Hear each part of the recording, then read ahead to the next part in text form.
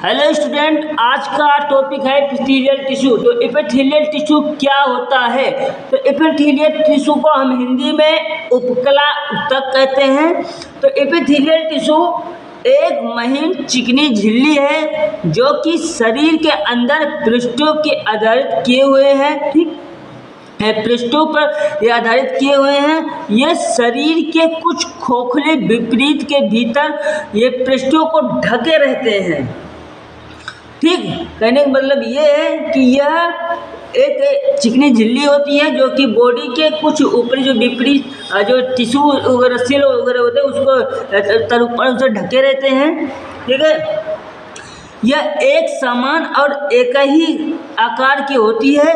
ये एक साथ ही कार्य करने वाली जो कोशिका होती है और ये ग्रुप में जुड़े होते हैं। इसी को एपिथेलियल टिश्यू कहते हैं। तो अब हम आगे समझते हैं एपिथेलियल टिश्यू का क्लासिफिकेशन। तो क्लासिफिकेशन ऑफ एपिथेलियल टिश्यू, ये तीन प्रकार होती हैं। पहला होता है सिंपल एपिथेलियल टिश्यू, दूसरा होता है ग्लैंडर एपिथेलियल टिश्यू, तीसरा होता है स्ट्रैटिफाइड एपिथेलियल टिश्यू, तीसरा होता है स्ट्रैटिफाइड एपिथेलियल टिश्यू। तो पहला हम समझते हैं सिंपल एपिथेलियल टिश्यू में चार फॉर्म में यह है। पहला होता है सिंपल एपिथेलियल टिश्यू में स्क्यूमस एपिथेलियल टिश्यू, दूसरा होता है कोबाइडल एपिथेलियल टिश्यू, तीसरा होता है कोलुमिनार एपिथेलियल टिश्यू, चौथा होता है स्ट्रैटिफाइड एपिथेलियल टिश्यू। तो हम इसको डिटेल से समझते हैं। पहले स्क्यूमस एपिथेलियल टिश्यू, यह पतले और थोड़ा दबा रहता है टिश्यू में। यह केवल एक परत वाली होती है और इनके ऊपर जो दिखने मतलब कहने का मतलब ये है, इनको देखने पर ये पॉलीग्राम आकृति जैसे दिखाई देती है। कहने का मतलब ये है पॉलीग्राम मतलब बहुत सारे इस शेप में ये दिखाई दे पड़ती है। ठीक है, ठीक, इसमें बेसमेंट मेम्ब्रेन होती है और इनमें न्यूक्लियस जो पाई जाती है, वो जो न्यूक्लियस जो पाई जाती है वो न्यूक्लियस के सेंटर पे पाया जाता है। करीब मतलब अगर इसका लोकेशन देखा जाए तो यह लंग्स के अंदर एल्वोलाई के ऊपर ही सतह पर पाई जाती है। हमारा लंग्स है, लंग्स के अंदर जो एल्वोलाई होती है उसके ऊपरी सतह पर यह पाई जाती है। अगर और भी देखते हैं तो ये ब्लड वेसल्स में भी पाई जाती है। त्वचा के, मुंह में, घेगा पर, मूत्राशय, फेफड़ा, योनि और गर्भाशय आदि जगहों पर ये स्क्यूमस एपिथेलियल टिश्यू प्रेजेंट होती है। तो इसका कार्य क्या होता है स्क्यूमस एपिथेलियल टिश्यू का? तो ये डिफरेंट गैसेस को, कहने का मतलब है इसका जो ये प्रेजेंट होता है डिफरेंट गैसेस, कहने का मतलब ये है कि ये ऑक्सीजन को लेने में और कार्बन डाइऑक्साइड निकालने में ये हेल्प कराती रहती हैं। ठीक, और ये जो अगर ये हमारे बॉडी के अंदर अगर ये इंटेस्टाइन में अगर ये सब प्रेजेंट है तो ये एब्जॉर्प्शन कराने में मतलब अवशोषण कराने के लिए भी यह होती है। ठीक है, ये प्रोटेक्शन करने के लिए भी होती है। कहने का मतलब ये सुरक्षा करने के लिए हेल्प होती है। अब आप दूसरा समझते हैं कोबाइडल एपिथेलियल टिश्यू। तो कोबाइडल एपिथेलियल टिश्यू क्या है? तो कोबाइडल एपिथेलियल टिश्यू अगर देखते हैं तो ये चौकोर आकृति की होते हैं, मतलब चौकोर आकृति के होते हैं। ठीक, और ये सारे भाग एक जैसे देखने पर मतलब कहने मतलब अगर देखने पर तो इसके सारे भाग एक जैसी आकृति और एक जैसी साइज समान दिखाई देती है। इसमें भी एक मतलब कहने का मतलब ये इसमें भी एक पतली कोशिका होती है, एक ही पतली कोशिका होती है। ये भी बेसमेंट मेम्ब्रेन में उपस्थित होते हैं और बेसमेंट मेम्ब्रेन के ऊपर पाए जाते हैं। कहने का मतलब है जो कोबाइडल एपिथेलियल टिश्यू होती है ये भी बेसमेंट मेम्ब्रेन के ऊपर उपस्थित होती हैं और इनमें जो न्यूक्लियस होती है वो गोलाकार होती है, जो कि ये टिश्यू के सेंटर में पाए जाते हैं।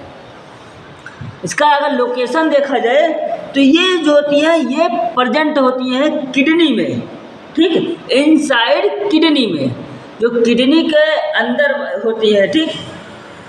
और ये जो कोबैडल एपिथेलियल टिश्यू होती है वो डिफरेंट ग्लैंड में होती हैं। जैसे मान लीजिए हमारा सिलेबरी ग्लैंड, हमारे मुंह में जो सिलेबरी ग्लैंड है वहाँ पर भी ये पाई जाती हैं, थायराइड ग्लैंड में भी पाई जाती हैं, ठीक।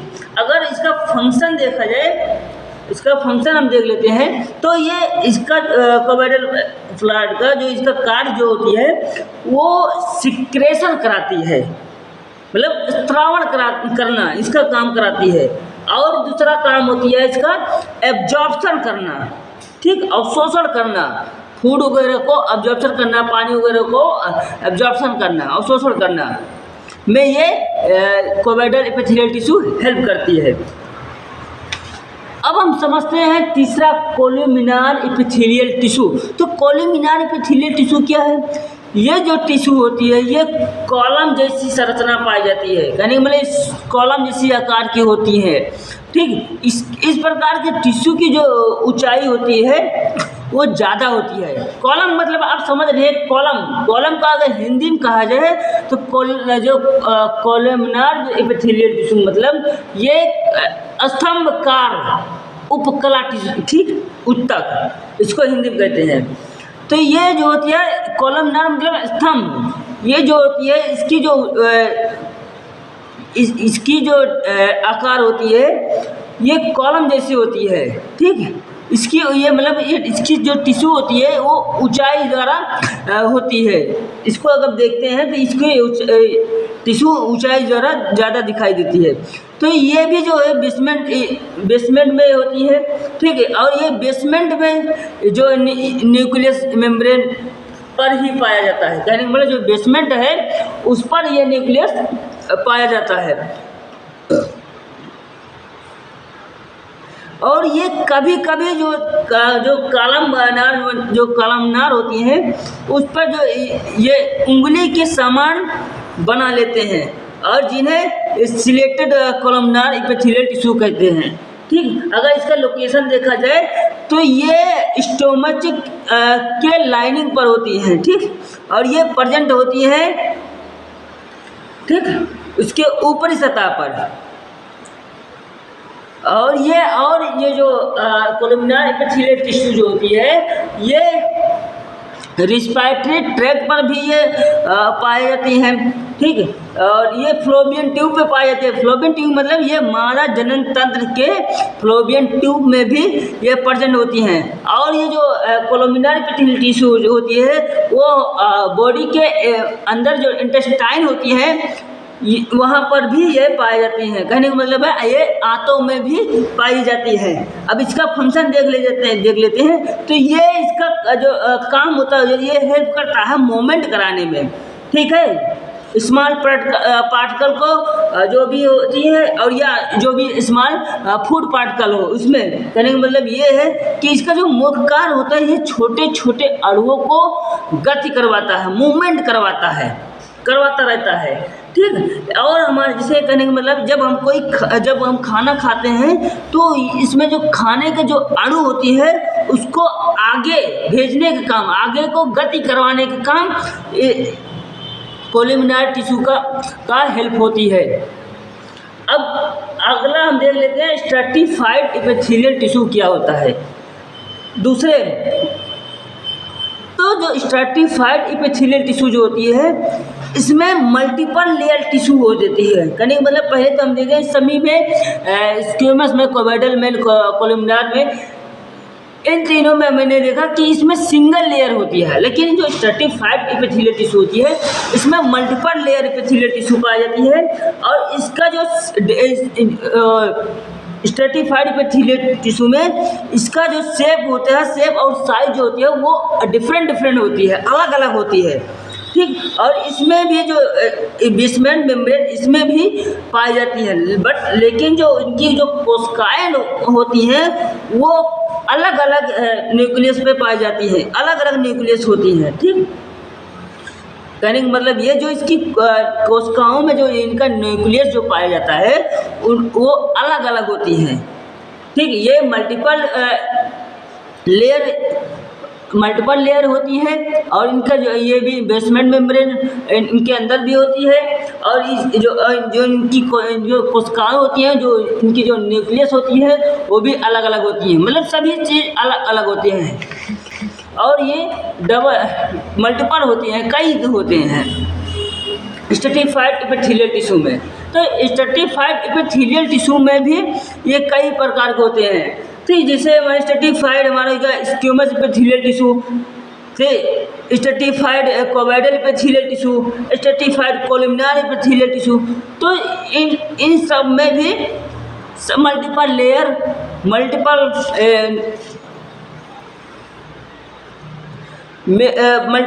मल्टीपल न्यूक्लियस, ठीक, और मल्टीपल सब टिश्यूज़, ठीक, सब चीज़ इसमें अलग अलग होती हैं। So thank you.